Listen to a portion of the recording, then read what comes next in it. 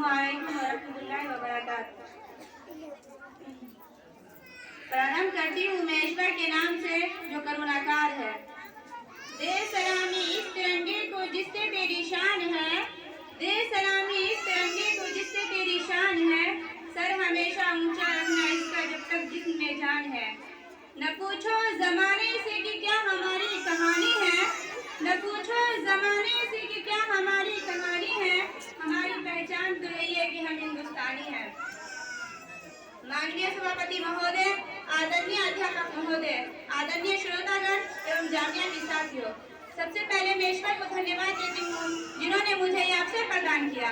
आज मेरे भाषण का विषय है 26 जनवरी गणतंत्र दिवस। 21 जनवरी 1929 ईस्वी की बात है। लाहौर में रावी नदी के किनारे पंडित जवाहरलाल नेहरू की अध्यक्षता में एक प्रस्ताव पारित हुआ जिसमें मौलाना अबुल कलाम आजाद, वल्लभ भाई पटेल, डॉक्टर राजेंद्र प्रसाद, डॉक्टर भीमराव अम्बेडकर उपस्थित थे।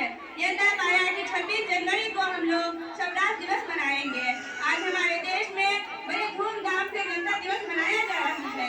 यह हमारे देश का महत्वपूर्ण राष्ट्रीय पर्व है।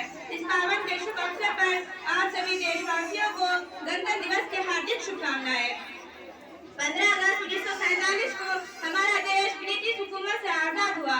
तब से आज तक हम प्रत्येक वर्ष 15 अगस्त को स्वतंत्रता दिवस बड़ी धूमधाम से मनाते हैं, परंतु स्वतंत्र भारत को सही ढंग से चलाने के लिए कोई नियम और कानून नहीं था।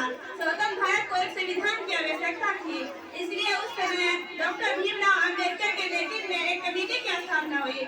स्वतंत्र भारत का संविधान डॉक्टर भीमराव अम्बेडकर की अध्यक्षता में 2 वर्ष 11 महीने 18 दिनों में अथक परिश्रम के बाद सशक्त संविधान तैयार किया गया। अब बात यह है कि संविधान को कब से लागू किया जाए। तो हमारे देश के विद्वानों ने, जिसमें पंडित जवाहरलाल नेहरू, मौलाना अबुल कलाम आजाद, वल्लभ भाई पटेल, डॉक्टर राजेंद्र प्रसाद, डॉक्टर भीमराव अम्बेडकर तथा अन्य ने यह निर्णय लिया स्वतंत्र भारत का संविधान 26 जनवरी 1950 से लागू किया जाए। उसी समय हमारा देश सार्वभौम गणतंत्र राष्ट्र घोषित हुआ। स्वतंत्र भारत का संविधान पूरे विश्व में सबसे बड़ा और लिखित संविधान है। लिखित संविधान है जिसमें सभी वर्गों, धर्मों, भाषाओं तथा सभ्यताओं के मानने वाले को समान अवसर मिले ताकि देश की जनता सुखी संपन्न जीवन व्यतीत करे। अब मैं अपने ईश्वर से प्रार्थना करती हूँ स्वतंत्र भारत की मान मर्यादा के लिए जीवन व्यतीत करने का अवसर प्रदान करें।